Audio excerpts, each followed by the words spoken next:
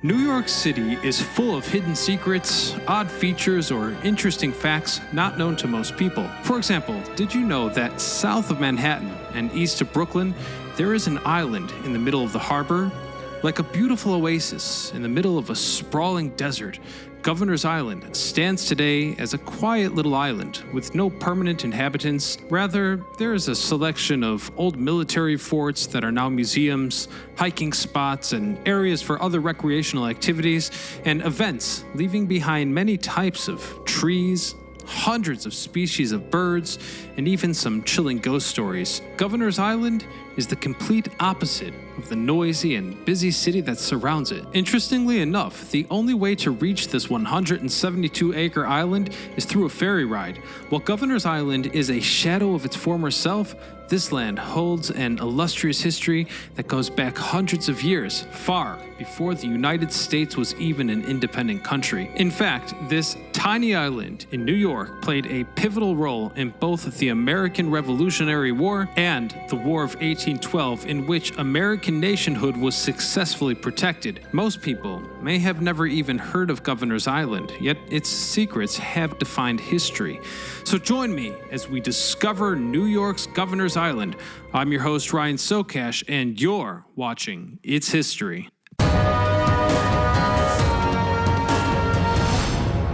Before Europeans set foot on North American shores, the land that would become Governor's Island was instead a hunting ground rather than a military installation and tourist attraction it would later become. But even early on, people were able to recognize the beauty and uniqueness of this tiny green speck in the middle of the water.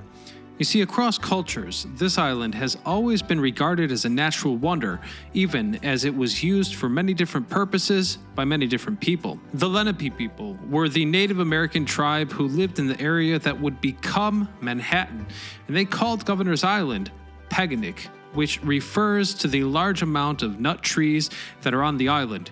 It was initially thought that this island was where some of the Lenape communities lived, but further archaeological investigation indicates that the Lenape Indians did not actually live there. Rather, they would come to the island to hunt, fish, or gather food, like the aforementioned nuts. Meanwhile, 1609 would mark the year that Henry Hudson would reach New York Harbor.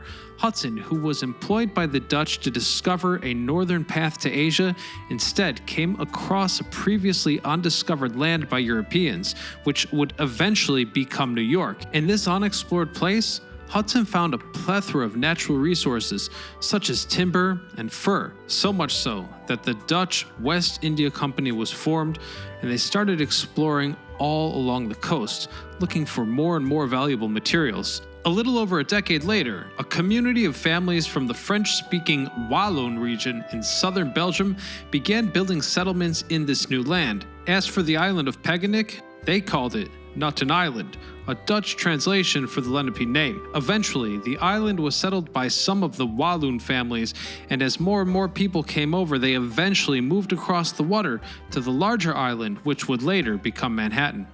Overall, these settlements would eventually grow into a Dutch colony of New Amsterdam, with Nutten Island being an integral part of the community due to its easy accessibility by water and its abundance of natural resources. Then in 1637, a man named Wouter van Tiller, who was the governor-director of New Amsterdam at the time, purchased the entire island from the Lenape, and Nutten Island became his own private property.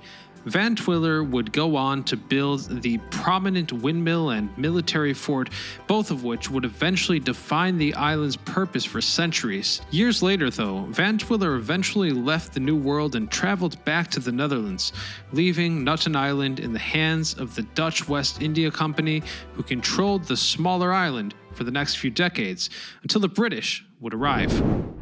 Throughout the 1660s and the 1670s, England began to flex her naval muscles as the kingdom gained more control over North America. Through both negotiation and military coercion, England was able to slowly gobble up all the Dutch territories in the region. For example, in 1664, the English Navy arrived in the New Amsterdam harbor, forcing the Dutch to surrender their land. Not too long after, in 1673, the Dutch were able to retake Manhattan in the midst of the Third Anglo-Dutch War. But following the war's end and the subsequent peace treaty, they actually gave the territory back to the new owners, England, in return for Suriname in South America. Staten Island, along with the rest of New York, would now remain English, at least for the time being. Referring back to the island's natural beauty, the English reserved this place for, quote, the benefit and accommodation of His Majesty governors. This is where the island then got its name, Governor's Island, which it still holds to this day. Over the next century, Governor's Island and the fort that resided there remained an important part of defense and protection of England's New York colony. Come the 1770s, and the American colonists have grown so far apart from their English motherland that they began to feel as if they were an independent nation and people. The harsh British taxation and other intrusive policies then ignited the spark of revolution, and the American War for Independence began. Being one of the biggest cities throughout the 13 colonies, New York City and the rest of the New York colony, more importantly, who controlled it, was deemed a crucial priority by both General George Washington's Continental Army and the British Army under General William Howe.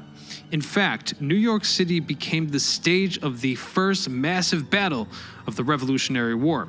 In the Battle of Brooklyn, General Washington's Continental Army wilted under the relentless bombardment of Britain's naval siege, while Washington himself and his army were cleverly able to evade capture and eventually regroup before changing their grand strategy. The British would occupy and hold New York for the entirety of the war, where Governor's Island was repurposed into a British fort. By the end of the conflict, though, Washington's brilliant yet unorthodox tactics paid off, and the British were forced to surrender after a long war of attrition. This meant that the United States had successfully fought and won their independence. As a brand new nation, one of the first nationwide policies that the U.S. implemented was the protection of their borders and coasts. This was crucial given that the new and fragile country, which spanned a wide territory and contained many natural resources, was vulnerable to exploitation or even invasion by one of the big European colonial powers. They especially had Britain on their mind, who wanted to reincorporate her rebellious North American colonies back into her empire. The U.S. government went about this defense policy, which was called the Federal System of Coastal Defense, by building several forts along the East Coast at the most important harbors or ports. These forts were meant to be strong enough to repel naval attacks, but they also housed the local militia as well. Because of Governor's Island's strategic position in New York, two new forts were constructed here, Fort Jay and Castle Williams. Fort Jay was built in 1794 and was constructed upon the old existing fort, which was originally built by the Dutch and ultimately saw combat in the Revolutionary War. 2 decades later, a man named Colonel Jonathan Williams, who was also the first American military engineer, developed an experimental defense mechanism which involved a series of smaller fortifications placed in a circular formation around the harbor. This whole complex would then be known as Castle Williams. Both forts played pivotal roles in the War of 1812 as the formidable American defense stopped the British from entering New York's harbor, forcing them to resort to a naval blockade instead. While historians debate over which side truly won the war, if even there was a victor, given that both the US and Britain were able to inflict heavy damage upon each other, the fact of the matter is that the US was able to validate their independence by successfully defending their sovereignty and remaining separate from the British Empire, with the forts on Governor's Island playing a huge role in the success. However, by the mid-1800s, the forts on Governor's Island grew obsolete, with the emergence of new military technologies such as ironclad warships that could easily penetrate the defense of those older fortifications. But even still, Governor's Island remained an important military installation, used for many non-combat roles such as recruitment and training centers, barracks, stockpiles, an arsenal, an army school, and even briefly a military prison in the Civil War, meant to hold Confederate soldiers. In 1878, Governor's Island became the Army headquarters for the Military Division of the Atlantic and Department of the East, meaning they coordinated major army operations in the eastern half of the US and Atlantic Ocean. Because of this drastic change in purpose, their personnel also now changed, with many high-ranking officers moving in along with their families, of course, resulting in a small, quiet suburb being constructed. Despite geographically being completely surrounded by the loud, bustling and crowded New York City, Governor's Island, with the Army headquarters and adjacent town, was ironically the opposite of New York City, being a generally peaceful and calm community. This all culminated in the cultural transformation of Governor's Island, seeing it go from a simple yet necessary military fortification meant to protect New York to now a prestigious and high-class institution where some of the most important military decisions were made alongside a small and quiet town. For instance, the famous D-Day invasion of Normandy, France in June of 1944, which eventually led to the Allied liberation of Europe in World War II, was practically planned here at Governor's Island. As a result, the greater New York society then became enamored with Governor's Island and its inhabitants, often reporting about their activities in newspapers, such as prominent officers' marriages, important military decisions, or events. Beyond the prestige of the Army's headquarters being on the island, it's also likely that the New York citizens were so interested in Governor's Island due to the aura of mystery which surrounded it, as well as its uniqueness and drastic societal differences to the rest of the city. By 1964, internal changes within the U.S. military would also see change arrive on the shores of Governor's Island. That year, the U.S. Army announced it would close down its New York post and hand them over to the Coast Guard.